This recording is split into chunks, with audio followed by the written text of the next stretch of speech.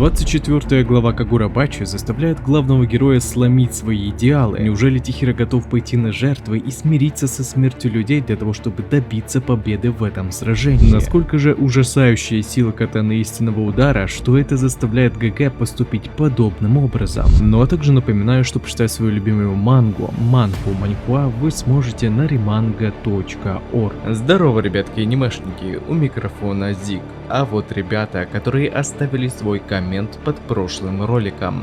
Ну а мы начинаем.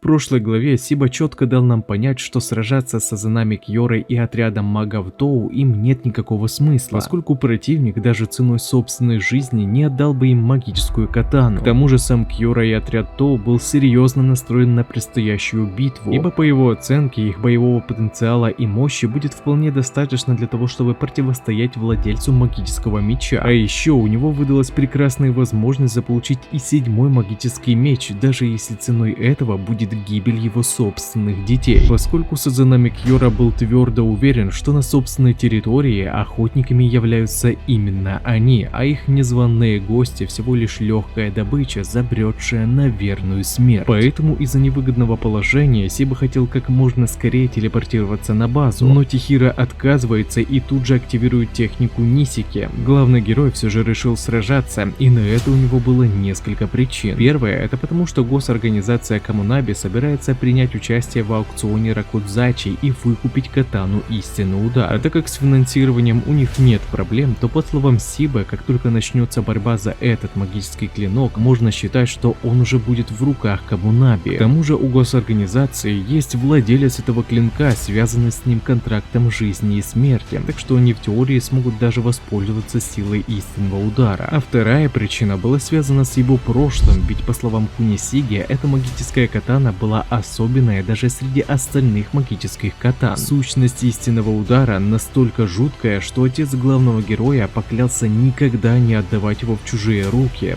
Тоже касалось и Комунаби. Поэтому у Тихира не оставалось другого выбора, кроме как сражаться, и эта битва будет 4 на 1, ведь при оценке возможностей Кьора учитывала и себя в предстоящем противостоянии. Однако неужели сила и сущность катаны истинный удар настолько ужасающая, что Ракухира готов пойти на жертвы среди порабощенных людей клана Сазанами? Ведь ранее ГГ не стал причинять вред Кьоре из-за того, что он не хотел кончины людей в подпространстве хранилища главы клана. Вероятно, это первый раз, когда Тихира готов добиваться своего любой ценой, и мне аж не терпится узнать, что же на самом деле скрывает катана истинный удар. В это же время нам показывают продолжение внезапной стычки двух братьев клана Сазанами. Хакури сейчас был просто поглощен страхом, настолько, что он решил, что будет лучше сигануть с 6-го этажа, нежели остаться рядом с этим монстром, ибо его старший брат был вовсе не уравновешенным, поскольку выражал свою любовь путем избиений. Вот только Соя успевает схватить своего младшего, утверждая, что он поговорит с отцом о его возвращении, говоря, что той женщины из числа товара, которая якобы одурачила его, больше нету в живых. Хакури же его слова были просто омерзительные, он больше не считает себя одним из Сазанами и не вернется обратно в клан. Это не на шутку так встревожило его оппонента, ибо Соя не понимала,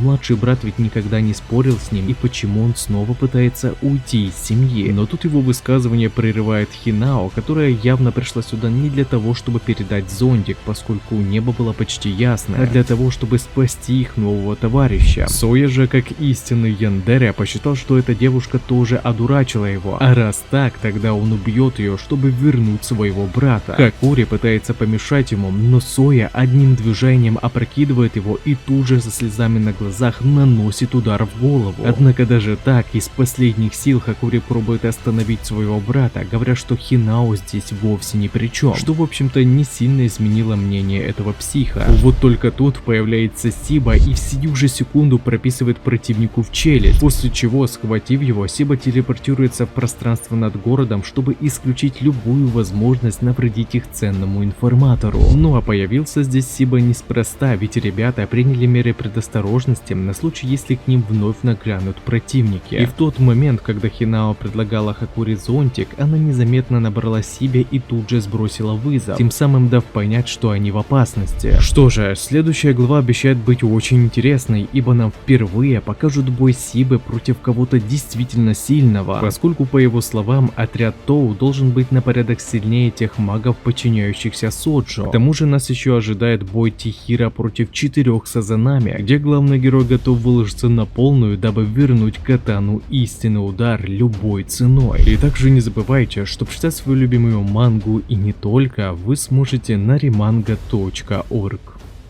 А на этом ролик подходит к концу. Пишите в комментариях, что вам понравилось, а что не понравилось, и несколько комментариев попадут в следующие роли. И если тебе понравился ролик, тогда лайк и подписка для меня будет лучшей благодарностью. А также не забываем про колокольчик, ведь в последнее время не всем приходит уведомления. Всем спасибо за ваш просмотр, мирного неба вам над головой и всем пока-пока.